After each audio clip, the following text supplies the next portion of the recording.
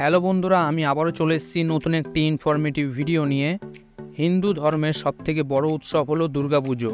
আর সেই দুর্গা পুজো আর কয়েকটি দিন পরেই শুরু হতে চলেছে। আর এই উৎসবের সময় অন্যান্য ধর্মের মানুষও ঠাকুর দেখতে এবং ঘুরতে পছন্দ করেন।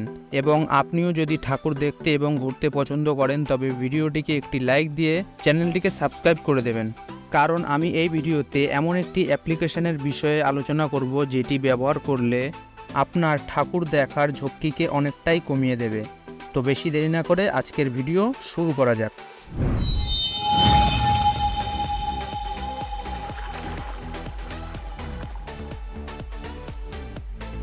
যেহেতু সামনেই পুজো আর কলকাতার প্যান্ডেল পরিদর্শন করার জন্য অনেকে বিভিন্নভাবে প্ল্যানিং করেন, কিন্তু কলকাতার ঠাকুর দেখতে বেরিয়ে হয়রানির শিকার হয়নি এমন মানুষের সংখ্যা নেহাতই কম নয়।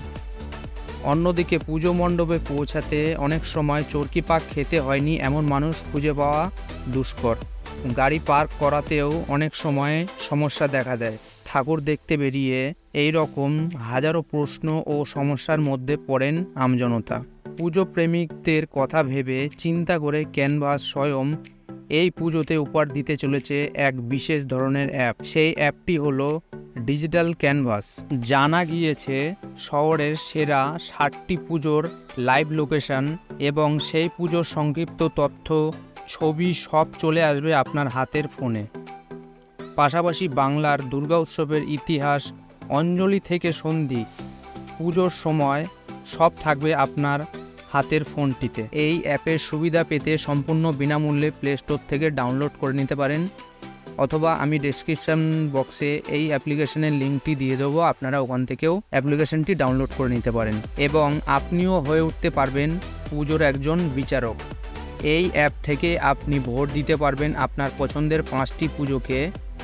জনতার বিচারে সেরা 5টি পুজো পুরস্কৃত হবে ক্যানভাস স্বয়মের 14তম বার্ষিক অনুষ্ঠান আগামী 26শে নভেম্বর উত্তম মঞ্চে। তো বন্ধুরা, আপনারা ভিডিওটি দেখে বুঝতে পেরেছেন যে আপনারা যদি এই ডিজিটাল ক্যানভাস অ্যাপ্লিকেশনটি ব্যবহার করেন তবে আপনাদের ঘোরার সমস্যাটাকে অনেকটাই কমিয়ে দেবে। তো এই ছিল আজকের ভিডিওটি ভালো লাগলে আপনার ফ্রেন্ডস এবং ফ্যামিলিকে শেয়ার করতে ভুলবেন না।